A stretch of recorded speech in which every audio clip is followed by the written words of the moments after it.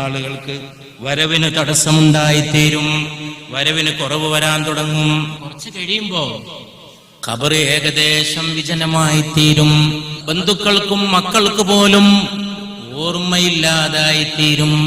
ജീവിച്ചിരിക്കുന്നവരെക്കാൾ ലോകത്ത് മരിച്ചവരാണെന്ന് നമ്മൾ ആദ്യം മനസ്സിലാക്കണം. ഈ ലോകത്ത് ജീവിച്ചിരിക്കുന്നവരെ പറ്റിയല്ലേ നമ്മൾ പറയുന്നത്?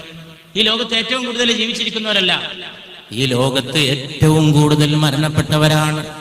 അവരുടെ മൃതദേഹങ്ങളാണ്, ഖബർസ്ഥാനുകളാണ്, സെമിത്തേരികളാണ്, ശവമടക്കം ചെയ്ത ശവകുടീരങ്ങളാണ്.